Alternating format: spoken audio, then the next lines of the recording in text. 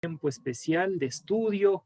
Gracias al Eterno por la oportunidad y la vida que nos da para poder juntos disfrutar y analizar un poquito más el texto sagrado, especialmente la Besorá de Matitiyah, el Evangelio de Mateo, que hoy día vamos a estar revisando algunos detalles muy interesantes del arresto del Mesías y también vamos a estar viendo cuando se encuentra ante el concilio. Pero para iniciar, vamos a iniciar con un tiempo de oración y le voy a pedir a mi esposita que por favor nos guíe en oración en este momento. Mis hermanos, muy buenas noches. El Señor les bendiga. Qué bueno que podamos estar otro martes más reunidos y que cada uno de ustedes ponga y disponga su tiempo, su corazón para poder escuchar más de él. Así que bienvenidos y bienvenidas. Que el Señor les bendiga. Vamos a orar. Padre Celestial, gracias por esta noche. Gracias por este tiempo especial que tú pones para aprender más de ti. Señor, quizás muchas familias están pasando tiempos difíciles, económicos, de salud, Padre, pero te pido que seas tú en todo tiempo con nosotros, Padre. No nos dejes, no nos abandones. Queremos ir siempre contigo y cada paso que demos, Padre, esté firme en ti. Gracias, Padre, porque esta es nuestra manera de honrarte, el conocer más de ti. Señor, y te pedimos que conforme vayan pasando los días, también nos ayudes como humanidad a superar todo este tiempo de pandemia, que sin duda ha sido un tiempo muy difícil, quizás para unos más difícil que para otros, Padre, pero te pido que tengas misericordia de nosotros, de tus hijos. Te adoramos y bendecimos cada uno de los hogares de nuestros hermanos esta noche y gracias porque eres bueno. Te adoramos en Cristo Jesús. Amén.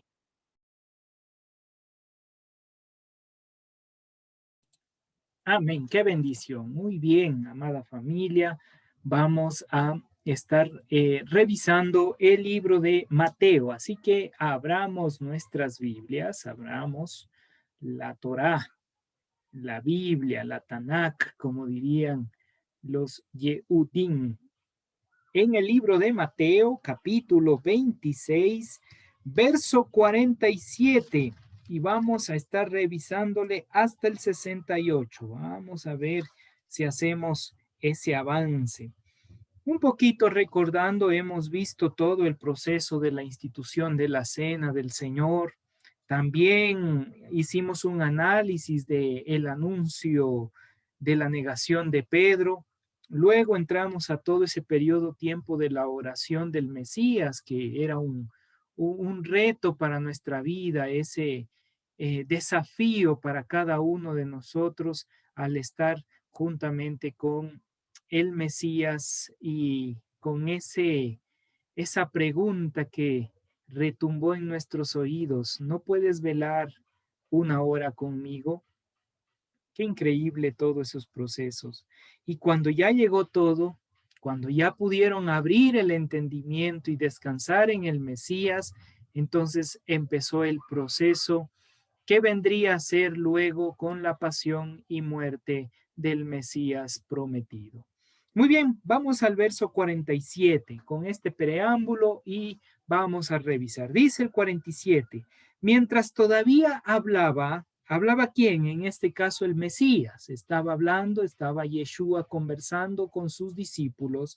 Dice que mientras todavía estaba hablando, vino Yehuda, que es Judas, ¿no? Estaba Judas ahí, se acerca uno de los 12, y con él mucha gente, con espadas y palos, de parte de los principales sacerdotes y de los ancianos del pueblo.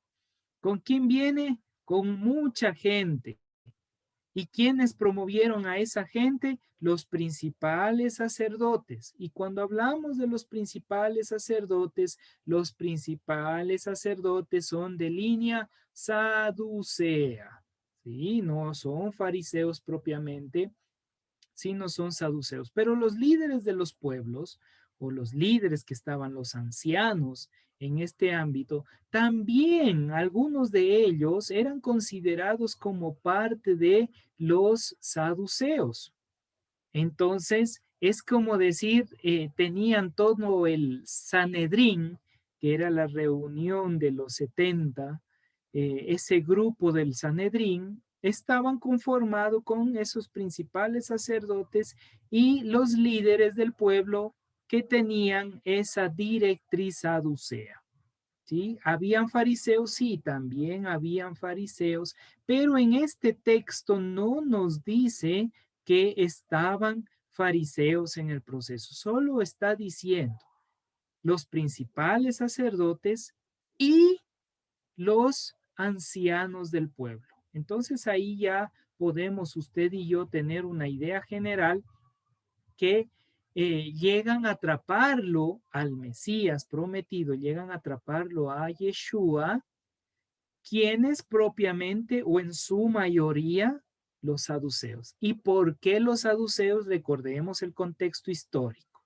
¿Por qué? Porque los saduceos cuidaban su casita, por así decirlo, como dicen los amigos de la costa, cuida la cuchara.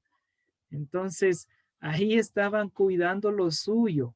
¿De quién? Del Imperio Romano. Recordemos, el Imperio Romano, cada año, cuando empezaba Pesaj, Pascua, ahí entregaban las vestiduras sacerdotales, pero cuando terminaban las festividades de Pascua y aún Pentecostés, los romanos se llevaban las vestiduras de el sumo sacerdote.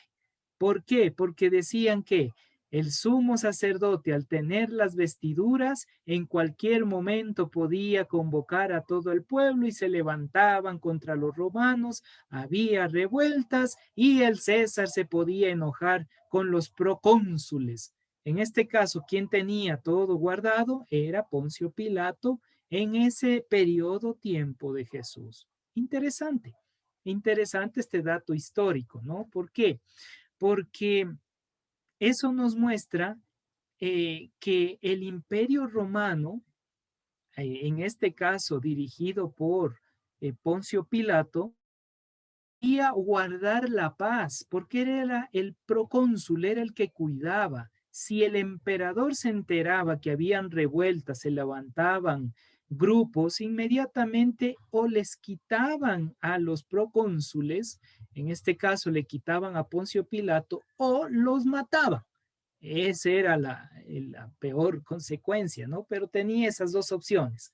Entonces, imagínese usted que está al frente y se arma una revuelta y usted sabe que o le sacan del puesto o lo matan. ¿Qué haría usted poniéndose en los zapatos de Poncio Pilato? Digo esto por lo que viene más adelante, por lo que va a aparecer más adelante. Entonces Poncio Pilato amenaza, parece telenovela esto, amenaza a los religiosos, especialmente los que hacían las festividades en el templo, que son los saduceos.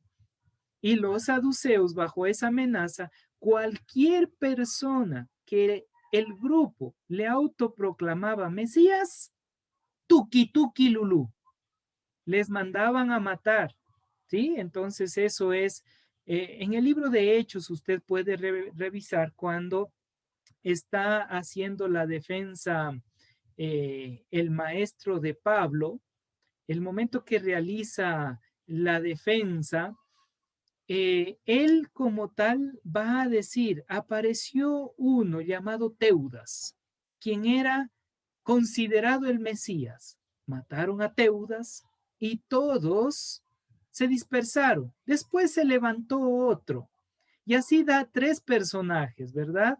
Y dice, y ahora se levantó Yeshua, Jesús como tal, pero vaya a ser que realmente Él sea el Mesías y nosotros estemos yendo en contra de Dios. Interesante. ¿Es por qué? Porque venían con ese pensamiento de que cualquier Mesías que se levantaba tenían que morir. Se da cuenta que gran parte de este proceso tiene que ver con un proceso manipulado políticamente, no tanto en el ámbito religioso, sino en el ámbito político. ¿Por qué? Porque si los saduceos aceptaban al Mesías, y claro, dentro de su doctrina ellos no creían en el Mesías, así que difícil que acepten un Mesías, pero en el supuesto caso que si aceptaban un Mesías, ellos perdían. ¿Por qué? Porque el Mesías venía de linaje de David. Y al venir del linaje de David, al venir de la línea de Judá propiamente, ¿quién iba a ser rey? Ya no podía ser ninguno de los Herodes, que eran otros monigotes, sino que el Mesías se levantaría como rey. ¿Y a quién tiene que poner el rey como sumo sacerdote? A un levita.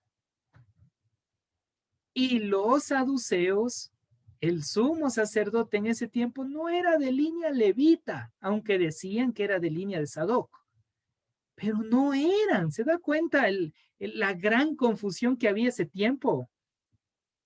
Entonces a los saduceos no les convenía, principalmente al sumo sacerdote, no le convenía que se levante el Mesías.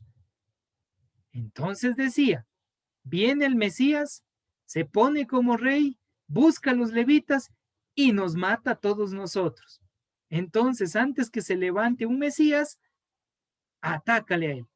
Por eso, dentro de la historia expresada por Flavio Josefo, hace referencia que durante ese periodo tiempo hubo aproximadamente 13 Mesías claramente presentados, pero había más de 24 Mesías que no llegaron a Jerusalén. En total, como tal, incluyendo a Yeshua, todos ellos fueron matados, como dice Flavio Josefo, por esta línea política.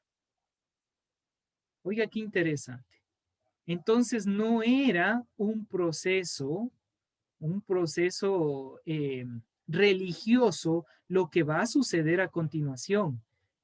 Pero si nosotros vemos, había un plan divino en este proceso, especialmente de Yeshua, ¿no? Pero esto es para entender, para que usted y yo podamos comprender y aterrizar de todas las circunstancias, de todas las situaciones que se estaban dando en ese tiempo. ¿Por qué? Porque nosotros a veces leemos y pensamos, es que vino el principal sacerdote. ¿Quiénes eran? No sé. ¿Por qué lo hicieron? Porque Dios así lo permitió. Hay un contexto histórico, ¿ya? Es por eso que llegan gente con espadas y palos. ¿Por qué? Porque dijeron, si él es el Mesías o el que se está autoproclamando Mesías, obviamente va a tener un grupo ya preparado para la guerra.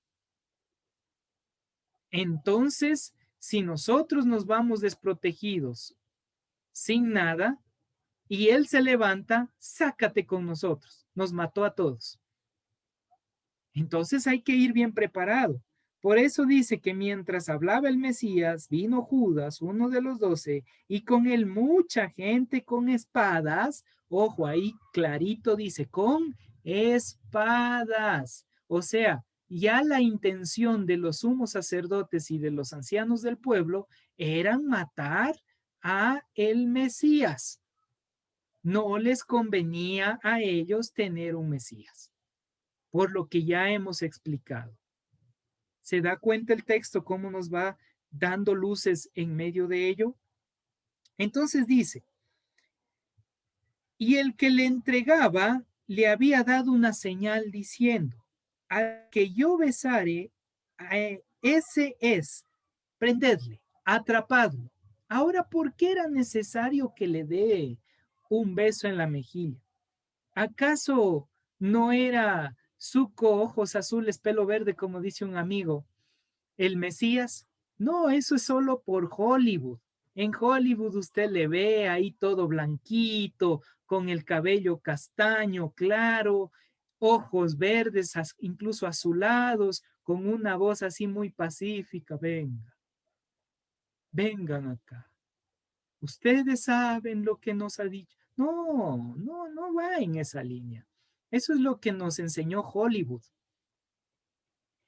Eran tan similares en la forma de vestir, tan similares con el cabello y la barba, que ojo a esto, se les confundía unos con otros. Y más aún en la noche. Entonces, para ir específicamente directo a la persona que debía ser atrapada, Judas le da una señal. Yo voy y le voy a dar un beso en la mejilla. ¿A quién dé ese beso en la mejilla? Ese es. A ese atrápenlo. ¿Sí? Ahora, recuerden que textos anteriores, el Mesías ya había dicho que atrapado al pastor, las ovejas a, se van todas. ¿Ya? Es para entender lo que va a venir a continuación. Pero ¿por qué le da un beso en la mejilla? Ah, familia, es que había diferentes pactos en la antigüedad. ¿Ya? Y uno de los pactos, habían los pactos de sal y también los pactos en los besos. Dar un beso en la mejilla era un pacto de amistad profunda. Era un pacto de yo le conozco tan profundamente a esta persona que le doy un beso. Claro. Entiéndase que no era solo un beso en la mejilla, sino que era en ambos lados. Eso es lo que dicen algunos historiadores. ¿Sí? Entonces, ahora, si ese pacto hace referencia a que había tal nivel de amistad, vamos a ver por qué Yeshua le va a decir amigo. Ojo, no le dice discípulo, no le dice solamente Judas, sino que le va a decir amigo. O sea, entre tú y yo hay algo tan profundo. ¿Sí? Vamos a ver lo que dice el texto. Y el que le entregaba, dice el 48, les había dado señal diciendo, al que yo besare, ese es, agárrenlo a él.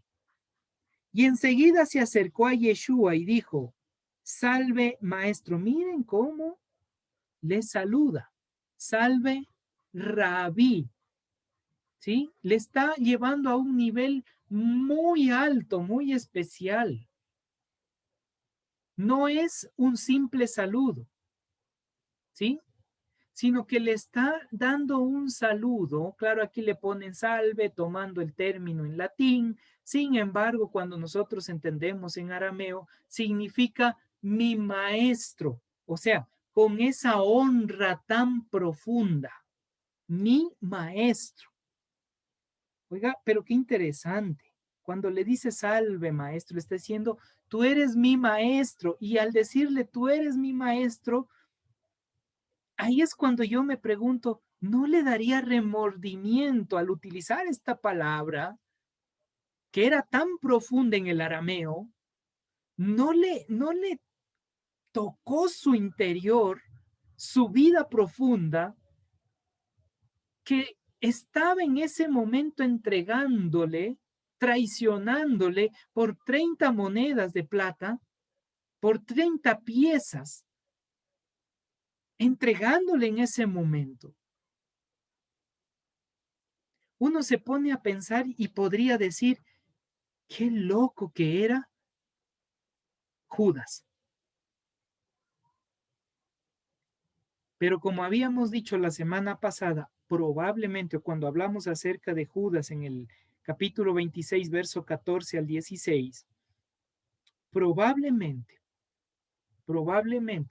Judas o estaba pensando solo en el dinero y literalmente se volvió avaro y eso corrompió su corazón, o estaba pensando a hacerle reaccionar al Mesías para que empiece su proceso de guerra.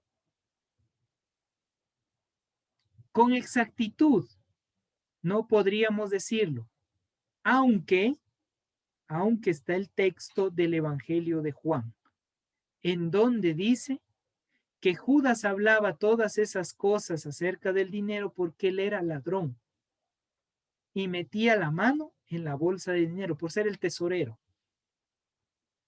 Ahora, no con eso estoy diciendo que todo tesorero es ladrón. No, no, no, no, no. Aquí solo Juan está siendo específico en Judas. Así que mucho cuidado y distorsionan mis palabras y después se desarrolla la teología del ladrón tesorero. Cuidado. No va en esa línea, ¿ya? Entonces, cuando nosotros comprendemos esto, es probable que Judas sí fue más con la intención de su corazón en lo material. ¿Por qué? Igual me gano las 30 monedas, pero también si le hago despertar al Mesías, igual gano porque soy uno de los 12.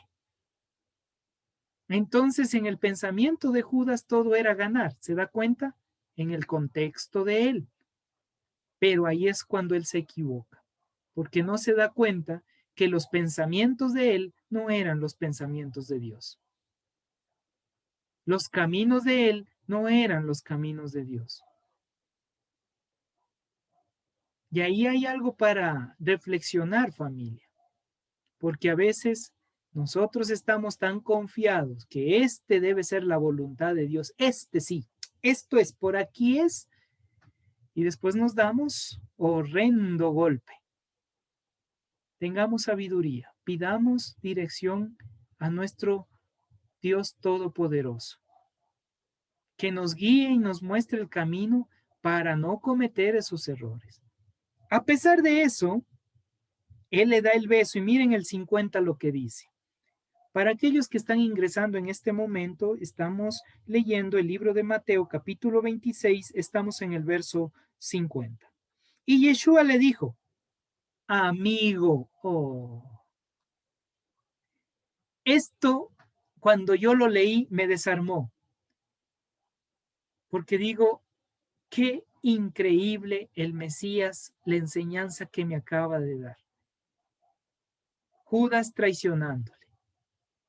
Judas incluso llevando gente con espada y palos a los principales sacerdotes, estando ahí presente, le da el beso. ¿Y él cómo lo trata? Amigo. Y usted me dirá, pero pastor, quizás le dijo amigo, con una cara así como de enojo, como de...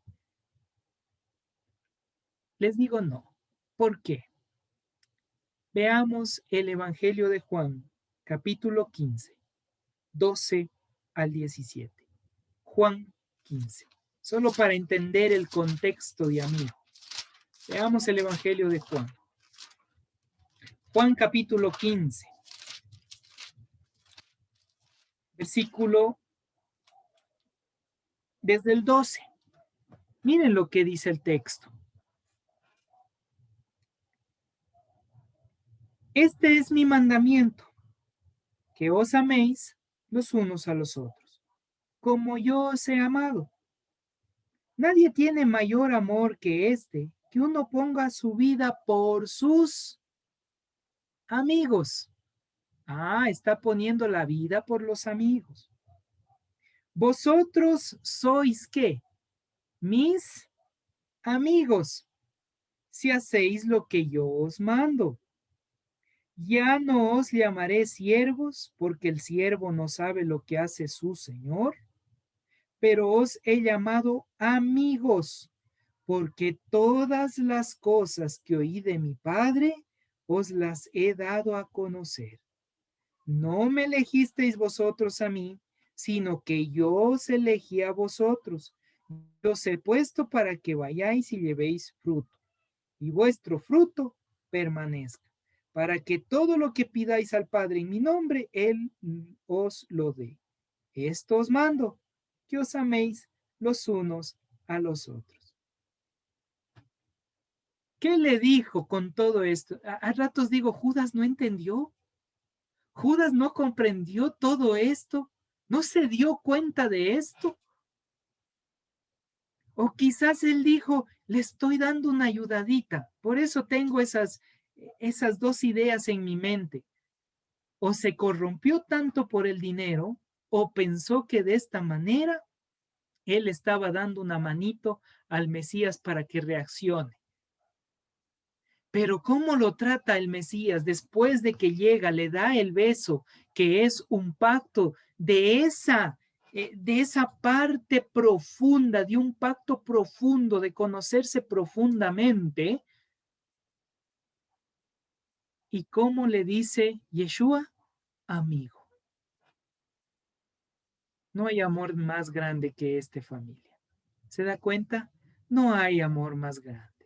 Y eso nos muestra el Mesías.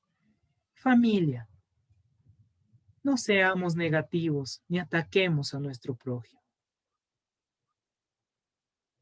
Más bien actuemos con ese amor restaurador, transformador, porque el Mesías aquí nos llama amigos.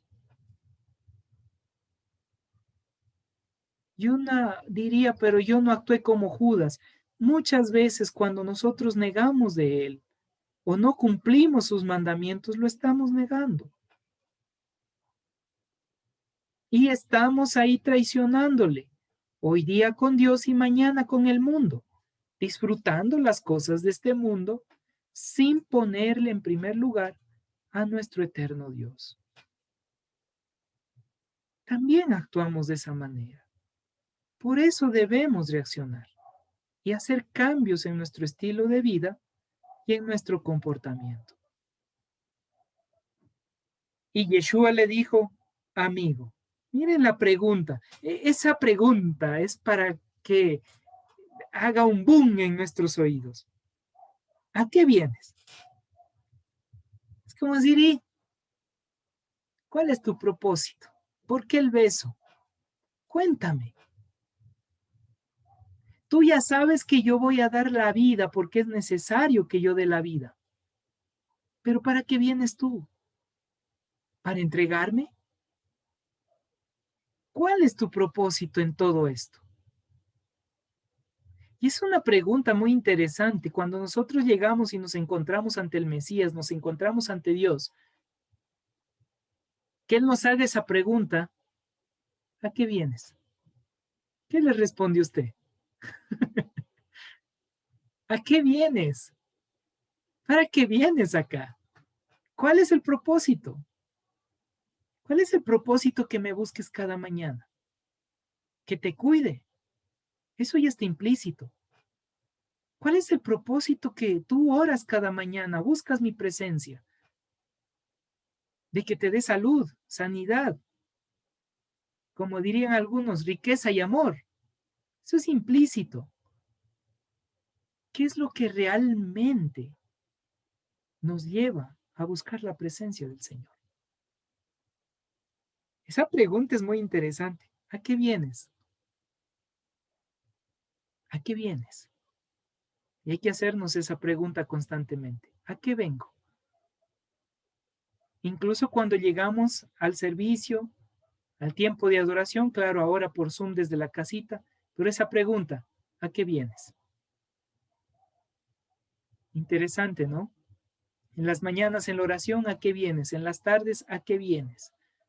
Esa pregunta es muy importante en este proceso. Pero miren que no hay respuesta. ¿Se da cuenta? No hay respuesta. El texto no nos da respuesta. Solo dice, entonces se acercaron y echaron mano a Yeshua y lo prendieron. Pero uno de los que estaba con Yeshua extendió la mano, sacó su espada, ¡zas! Filete de oreja, e hiriendo a un siervo del sumo sacerdote le quitó la oreja. Ahí hizo filete de oreja, ¿no? Saca y ¡zas! Le vuela la oreja. Ahora es interesante, familia, que aquí no dice Pedro. Y nosotros siempre estamos pensando en que Pedro fue. Pero ya vamos a ver dónde sí dice Pedro.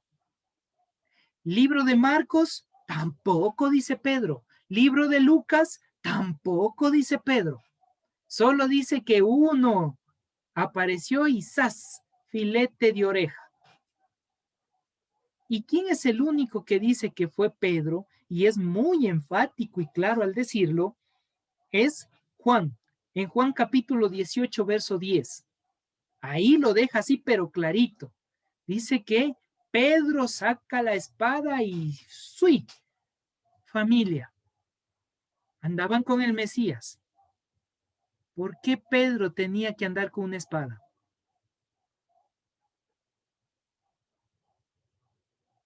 ¿Por qué Pedro tenía que andar con él? Y no solo Pedro, porque cuando los autores presentan Mateo, Marcos y Lucas, dice uno de ellos, sin especificar, es porque varios de ellos andaban con la espada. Ahora les explico algo. Hay un grupo que se desarrolló en la antigüedad llamado los celotes. El grupo de los celotes era un grupo subversivo. Este grupo subversivo, el momento que los romanos conquistaron, o bueno, no conquistaron, entraron con permiso y se quedaron en Israel, porque así fue la realidad, el momento que ingresaron y se quedan y empiezan a tomar posesión, empieza a levantarse un grupo subversivo llamado los celotes. El grupo de los celotes eran aquellos que tenían siempre colgado en su cintura, así como camufladito, guardadito, tenían una espada que no era muy larga, tendría unos 30, 40 centímetros de largo y era encorvada, era como un poquito curva y tenía un nombre, Sica. Así se llamaba esa espada, oiga. De ahí viene el término que más adelante en griego será utilizado y luego con el paso de los años para ser considerado hoy por hoy como sicario. De ahí nace, es el origen de la palabra sicario. Entonces, grupos subversivos en Israel. Los primeros sicarios, como dice Mario Javier Sabán, los primeros sicarios también de Israel. Ellos, ¿qué hacían? Sacaban la sica cuando pasaba un soldado, ¡zas! En el hígado o en el estómago, giraban y le sacaban. Y ¡pum! Guardaban nuevamente la sica y aquí no pasó nada. Pero el soldado cae. Y como era una espada encorvada, al momento de meterlo, girarlo y volverlo a sacar, quedaba abierto las vísceras. Entonces eso era tenaz, pero esa era la forma. Y ahí están este grupo subversivo nacionalista llamado los celotes. Se piensa, y hay algunos autores hablando en esa línea de historiadores, que Simón Pedro era parte de este grupo y por eso tenía una espada. Que al estar con el Mesías, a pesar de estar con el Mesías, todavía no entendía el proceso del reino de Dios. Y es por eso que él todavía mantiene su ideología en el sentido de que nosotros nos vamos a levantar contra el imperio y cómo es que el Mesías va a morir. Por eso va a empezar los procesos de negación porque él no entender todo esto. Dice Juan capítulo 18, verso 10, que saca la espada, corta la oreja.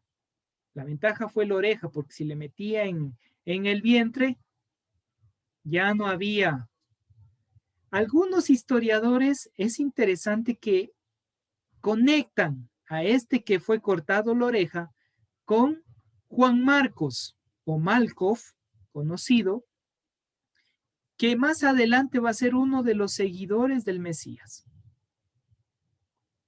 Ahora, imagínense que le vuelan la oreja y el Mesías le vuelve a restaurar la oreja, hasta uno queda pensativo y diría, realmente, este sí es el Mesías.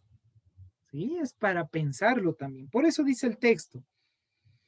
Pero uno de los que estaban con Yeshua extendiendo la mano sacó una espada y hiriendo a un siervo del sumo sacerdote le quitó la oreja. Entonces Yeshua le dijo, vuelve tu espada a su lugar, porque todo lo que tomen espada, a espada perecerán. ¿Acaso piensan que no puedo ahora orar a mi Padre y que Él no me daría más de 12 legiones de ángeles? Pero ¿cómo entonces se cumplirá las escrituras de que era necesario que así se haga? Es como decir que Él les trae paz. Ahora, shalom significa restauración en su alma, es un encuentro con ellos mismos. ¿Sí? La pregunta que le hace retumba en los oídos de cada uno de los que estaban ahí. Pero me llama la atención cuando dice 12 legiones de ángeles. ¿Por qué dijo 12 legiones de ángeles? Algunos exegetas, entre ellos Krunger y otros más, van a decir algo que me llama la atención. No solo en este texto, sino también en otros que aparecen los ángeles. ¿Los ángeles quiénes son? Los mensajeros del Todopoderoso. Y al ser los mensajeros del Todopoderoso, ellos muestran no solo en el ámbito físico, sino en el ámbito espiritual todo un proceso.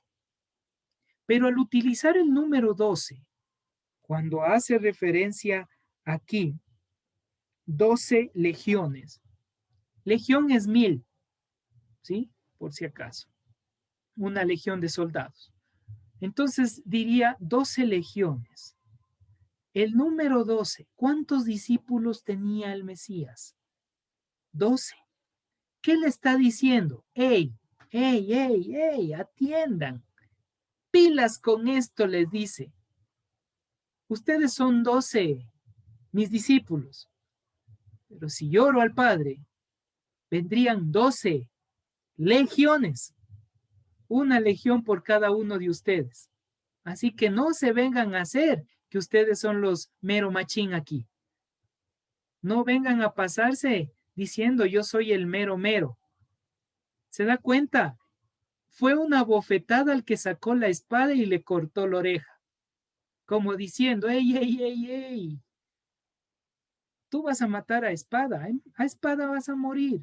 Pero si yo quiero y le pido al Padre, vendrá una legión por cada uno de ustedes a defender. Pero si hago eso, no se va a cumplir las escrituras. O sea que nuevamente les vuelve a recalcar que el Mesías tenía que padecer, sufrir y morir en este proceso. Y aquí es la diferencia con el resto de Mesías que aparecieron en ese tiempo, porque todos llegaban a conquistar, físicamente hablando, con un ejército, pero él detiene en la primera intención que podía levantarse todo el grupo, porque si le cortaban la oreja y él decía, échenle, supongo que todos sacaban una espada y ataque ahí, y empezaba la guerra. Pero no, ¿qué hace el Mesías? El Mesías dice, no, no, no, no, no, no es ese el camino. Esa violencia no es el camino. Va en otra directriz. Oiga, qué lindo. Qué lindo ir entendiendo al Mesías desde ese ámbito. Dice el 55, en aquella hora dijo Yeshua a la gente, como contra un ladrón habéis salido con espadas y con palos para prenderme. Cada día me sentaba con vosotros enseñando en el templo y no me prendisteis. ¿Qué le estaba diciendo? Oiga, otro golpe. Porque, ¿por quiénes fueron enviados? Por los sacerdotes y por los ancianos del pueblo. ¿Y qué le dice? Hey, yo les enseñaba a ustedes. Ustedes estaban escuchando ahí. Yo les instruía a ustedes. ¿Y por qué no me aprendieron? ¿Por qué? Por una sencilla causa, porque ustedes sabían que yo estaba hablando la palabra de Dios. Ustedes escuchaban, mas ahora en la noche, ahora, recuerden lo que habíamos hablado desde el verso 1 de este capítulo 26 y miren cómo tiene conexión. Recuerden día, noche, tinieblas, luz. ¿Recuerdan? Que ellos se reunieron, tinieblas. Yeshua habla, luz. Viene tinieblas, día, tinieblas, luz. Y aquí va a decir, ¿por qué vienen a mí en la noche con espadas y palos? Es decir, ¿por qué en las tinieblas? Porque en la luz sus almas no actuarían de esa manera. Y aquí hay una enseñanza, un misterio muy profundo, muy especial. Toda alma que está en obscuridad va en contra de la palabra de Dios. Toda alma que está inclinándose al mal, está en esa inclinación a la maldad, va en contra del Mesías. Es decir, está permitiendo que la oscuridad le destruya, le corrompa. Y eso es lo que está pasando aquí. Hay una corrupción del alma. No es solo el hecho de llegar en la noche, sino es el hecho de que en el ámbito espiritual ya la maldad está tomando posesión de esas almas. Y es por eso que dice, cada día, no dice cada noche, ¿se da cuenta? Dice, cada día me sentaba con vosotros, directo a ellos, ¿no? A la yugular, enseñando en el templo, y no me atrapaste allí. El 56, mas todo esto sucede para que se cumpla la escritura de los profetas. Entonces, todos los discípulos, dejándole, huyeron. ¿Y por qué huyen? ¿Dónde está el que sacó la espada? ¿Dónde está el que dijo, aunque todos te dejen, yo no te dejaré? Y todos que dijeron juntamente, nosotros también damos la vida por ti. Y a la primera, sopla ñaño, por aquí es más rápido. Salieron al pire, como dicen algunos. Salieron al trote carrera mar. Familia. ¿Se da cuenta de algo? Que cuando se está en las tinieblas y no hay luz, aún los de la luz pueden tener temor. Por eso lo importante de mantenernos en la palabra del Señor. Por eso lo importante de mantenernos firmes, constantes en la palabra del Dios Todopoderoso.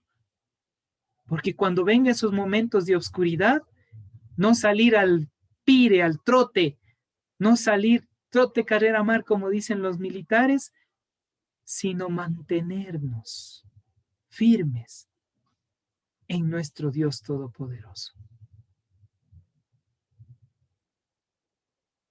Mantengámonos atentos a ello. Si no, también le vamos a dejar y abandonar al Mesías. Veamos qué nos dice del 57 al 68.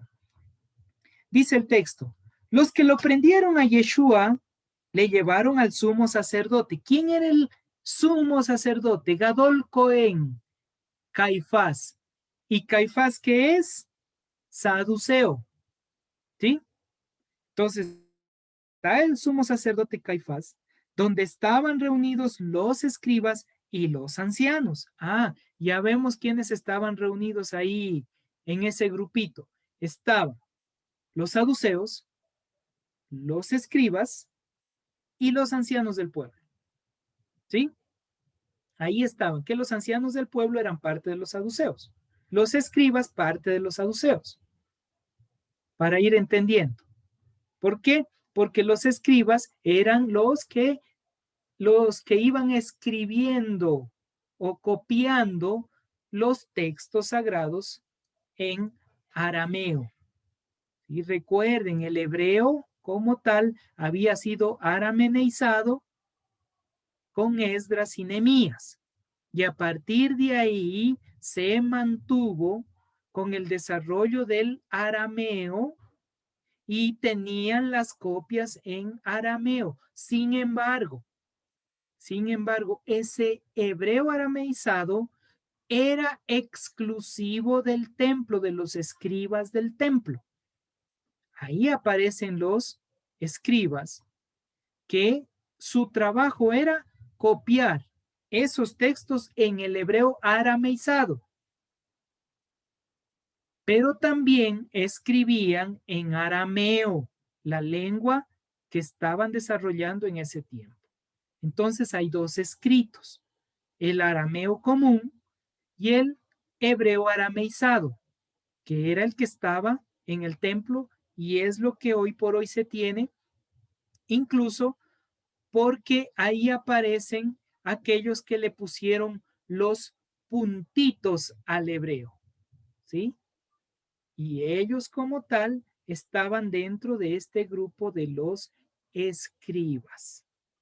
Y eso es un poquito para ir entendiendo. Esos puntitos en el hebreo son las vocales y la forma de pronunciación, ¿sí?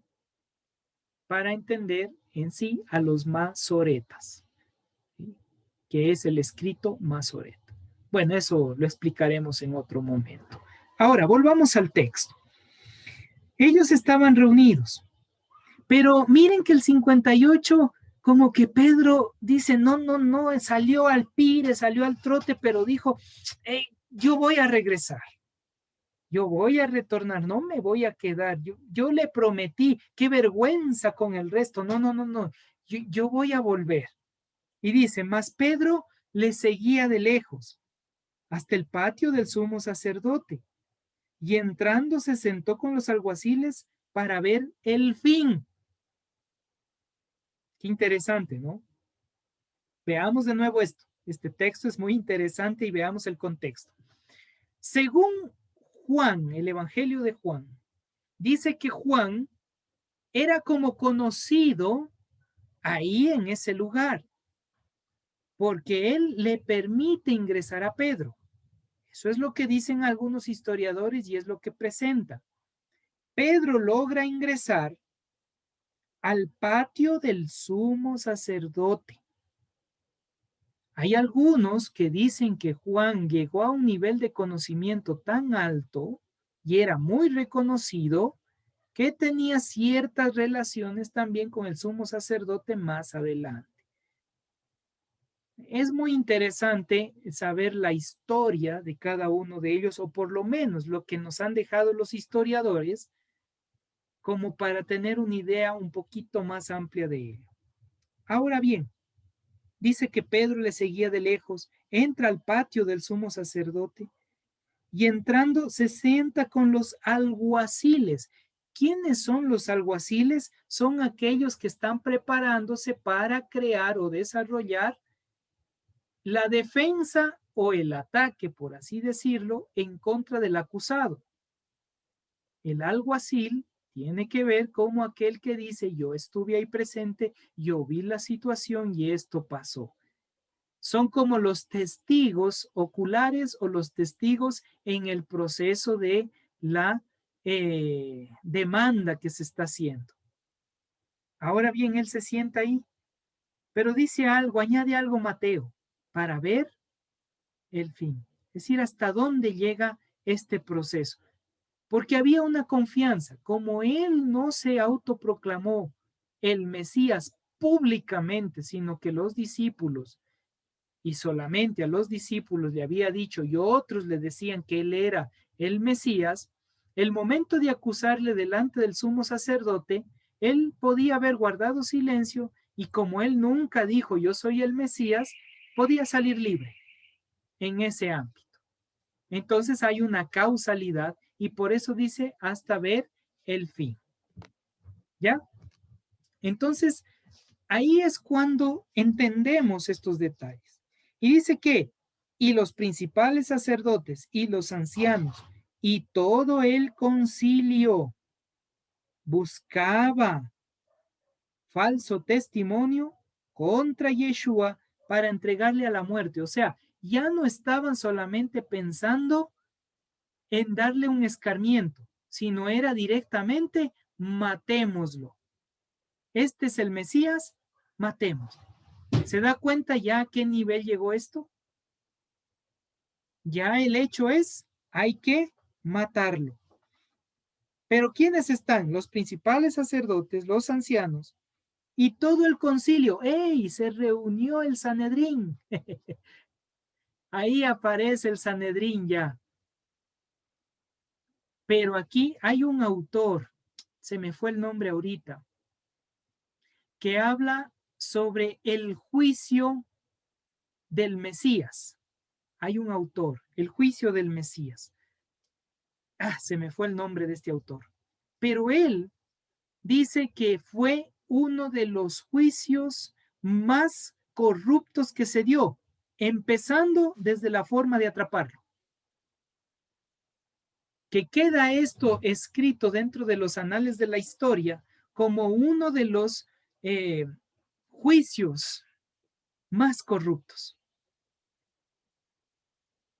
¿Por qué? Es en la noche, llaman en la noche a un concilio, aún en la madrugada, y todavía, como tal, hay un juicio con testigos falsos. Probablemente los alguaciles que estaban cerca de Pedro. Quizá me pongo a pensar, ya es especulación mía, así que esto no está en la Biblia, es mi especulación. Me imagino a Pedro sentado y escuchando entre los alguaciles, diciendo, verás, tú di esto, dile nomás, dile que él hizo esto y aquello. No, mejor digamos esto para que sea más creíble. Y Pedro escuchando ahí. No por nada dice que él se sentó junto a los alguaciles. Mateo algo quiso decir, ¿no? Mateo y algo está diciendo ahí, pero esa es especulación mía. Me encanta fantasear un poquito en esa línea como haciéndome la historia. Pero ahí está presente, escuchando. Luego, ¿qué nos dice el texto? Dice el 60, y no le hallaron, aunque muchos testigos falsos se presentaban, pero al fin vieron 2 testigos falsos. ¿Qué dijeron? Este dijo, puedo derribar el templo de Dios y en 3 días reedificarlo. Ya vamos a analizar un poquito esto. Y levantándose el sumo sacerdote le dijo, ¿no respondes nada? ¿Qué testifican estos contra ti? ¿Por qué dice que en este caso era un testimonio falso de que él puede derribar el templo y en 3 días reedificarlo? ¿Era falso eso? ¿Acaso él no dijo que si ustedes derrumban este templo, de cierto os digo que en 3 días os reedificaré el templo? Y por ahí uno dijo, en 3 días, más de muchos años se han pasado para reedificar este templo y tú en 3 días dices que lo vas a reedificar. Y luego dice el mismo texto, mas él no hablaba del templo físico, sino de el templo que era su cuerpo. Entonces, ¿dónde está el testimonio falso? Probablemente Yeshua, Jesús, sí dijo, no hablo netamente del templo, sino hablo de mí. Es probable, por eso enfatiza un autor sobre eso. Y ellos dijeron y le llevaron de manera falsa para hablar esas cosas. Entonces distorsionaron las palabras del Mesías. Y claro, si analizamos un poquito más, a veces nosotros también distorsionamos el mensaje bíblico. Usted lee para conveniencia, para defensa o ataque. Por eso es mejor no atacar con las Sagradas Escrituras. Más bien es ayudarle al otro a restaurar su alma. No tomar un texto bíblico y atacarle al otro, porque estamos levantando falsas cosas. Y hay de nosotros, si hacemos esto. Hay de nosotros. ¿Qué más vemos? Dice también que Yeshua callaba. El 63. Entonces el sumo sacerdote le dijo, te conjuro por el Elohim viviente, que nos digas si eres el Mesías, el Hijo de Dios. O sea, ya se cansaron, ya llegaron a un punto, ¿se dan cuenta? Al punto que el sumo sacerdote le dice, a ver, dinos a todos. Y aquí hay alguna palabrita, te conjuro, es decir, te obligo a decir las cosas. Porque él era el sumo sacerdote y al ser sumo sacerdote él podía hacer esto. Obligarle delante de Dios que diga la verdad. ¿Y qué dice el 64? Miren, ahí sí habla. Y dice, Yeshua le dijo, tú lo has dicho. ¿A quién le lanzó las palabras? Yo no lo estoy diciendo, tú lo estás diciendo. ¿Cómo le acusan ahí ante esa respuesta? Ya no pueden acusarle. ¿Por qué? Porque dicen, si tú lo estás diciendo, entonces así es, porque tú eres el sumo sacerdote. Entonces es una forma tan sabia como decir, ve, acúsenme ahora nuevamente. Si tú lo estás diciendo y si tú lo has dicho, entonces así es, porque tú eres el sumo sacerdote. Qué sabiduría y qué inteligencia del Mesías en esa respuesta. Luego dice, y además os digo que desde ahora veréis al Hijo del Hombre sentado a la diestra del poder de Elohim y viéndole en las nubes del cielo. ¿Qué está repitiendo? El libro de Daniel. O sea, ni siquiera es una respuesta propia de él, sino que él toma el texto de Daniel capítulo 7 en donde dice que el anciano de días está con el Hijo del Hombre y está ahí presente y que está en las nubes del cielo. Entonces, ¿qué le está diciendo? Hey, desde ahora verás esto. Es como decir, vas a ver nuevamente la profecía de Daniel cumplida en este momento. O sea, le dejó en las nubes al pobre sumo sacerdote. Lo que él esperaba una respuesta de parte del Mesías, el Mesías le responde de una manera categórica y tan puntual y especial que es increíble.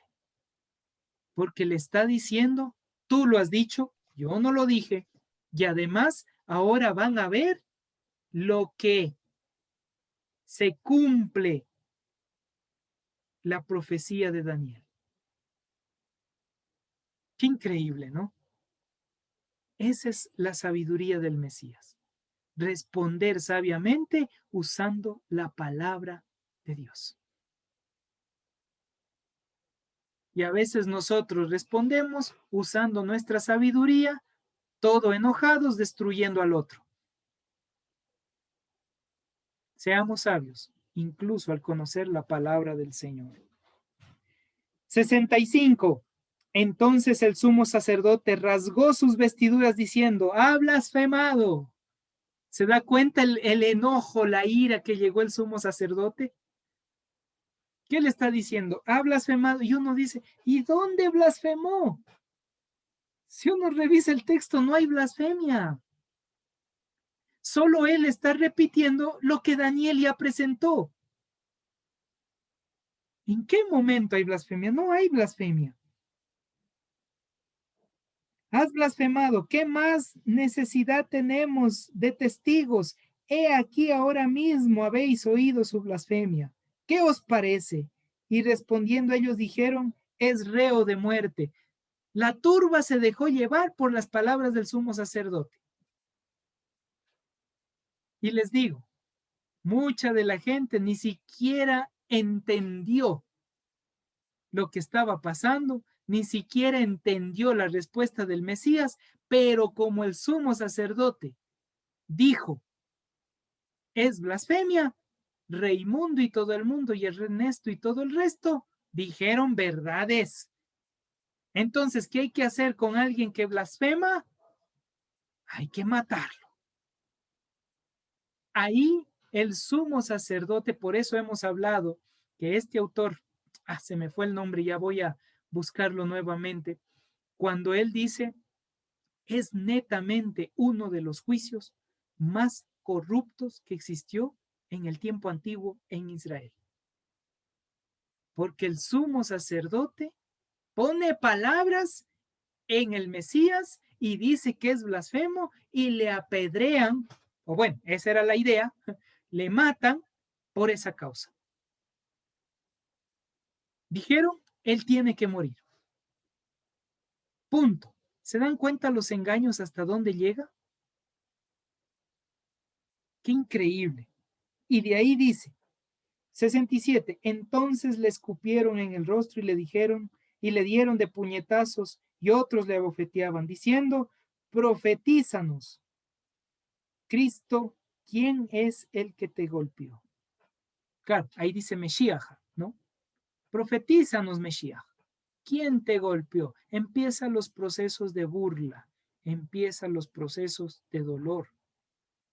Y esto, todos estos detalles, usted puede encontrar en lo que es el siervo sufriente, que aparece en Isaías capítulo 53. Por favor, léalo, vea desde el verso 3 hasta el verso 8 al siervo sufriente. Isaías capítulo 53. Y va a entender el proceso que se viene a continuación. Vamos a ir entendiendo mucho mejor. Amada familia, hemos llegado a nuestro fin de este estudio muy interesante desde un contexto histórico, crítico de las Sagradas Escrituras. Vamos observando la historia, vamos viendo lo que iba sucediendo y pasando en ese tiempo para tener una idea un poquito más clara de las situaciones. Hay una pregunta que me hacen en el chat. Pastor, ¿habría alguna reacción del sumo sacerdote al ver en su resurrección que sí era el Mesías? Bueno, de hecho, cuando llegaron los dos que fueron apresados, los, um, los guardias que estuvieron ahí cuando vieron al ángel llegar en la resurrección, los mismos líderes y sacerdotes les convencieron, dice, dándoles cierto dinero. ¿Para qué? Para que digan que los discípulos llegaron en la noche y robaron el cuerpo del Mesías. Entonces no hubo tal encuentro, por así llamarlo, no hubo tal eh, restauración en el sumo sacerdote porque no le reconoció como el Mesías. Más bien llegó ese chisme y dijeron, digan que se robaron el cuerpo. Entonces no hubo eso, mi querido Sebas. Espero haber respondido tu pregunta en ese ámbito. Así que el sumo sacerdote no cambió a pesar de la resurrección. Vamos a tener un tiempo de oración para finalizar y voy a pedirle a mi querido Franklin que nos guíe en oración para finalizar este tiempo. Mi querido Franklin, si puede abrir el audio y poder tener este tiempo de oración. Padre amado, te damos gracias por tu misericordia Gracias porque hemos compartido contigo esta noche a través de este medio. Qué gozo sentirte, Señor, con nosotros. Y esta noche ha sido de misericordia porque estamos dándote las gracias. Nos has dado por tu misericordia un día más de vida. Estamos aquí con gozo, con alegría, disfrutando de tu palabra que nos has permitido que sea el pastor Isaías el que nos haga llegar a nuestra mente y a nuestro corazón para que ese corazón que a veces está endurecido vaya transformándose, cambiándose, suavizándose para que nosotros a través de tu palabra lleguemos a esa transformación que necesitamos, Señor, para ser hijos tuyos, Señor, para hacer tu palabra de acuerdo a tu voluntad como tú quieres que hagamos, Señor. Gracias, Padre amado, porque tú has derramado tu amor incondicional en cada uno de los hogares de las personas que estamos presentes. No ha faltado el pan material ni el pan espiritual, Señor. Gracias porque tú nos has bendecido grandemente a cada uno de nosotros, Señor. Gracias, Padre amado, porque tu palabra llegó a nuestra mente, a nuestro corazón, en los momentos que más necesitamos. Nosotros estamos sedientos de tu palabra y tu palabra ha sido agua viva que llega a nuestros corazones, a nuestra mente, para poder de esa manera estar junto a ti, Señor, pendientes de cuál es tu propósito para cada uno de nosotros, Señor, para juntarnos a ti en el trabajo que tú estás realizando, para colaborarte como siervos en la labor que tú tienes para cada uno de nosotros. Gracias por esta noche maravillosa que hemos encontrado en tu palabra, esa alegría, ese gozo de aprender un poquito más de tu palabra, Señor. En nombre de Cristo Jesús, amén y amén. Amén y amén. Qué bendición. Muchísimas gracias a cada uno de ustedes por este tiempo.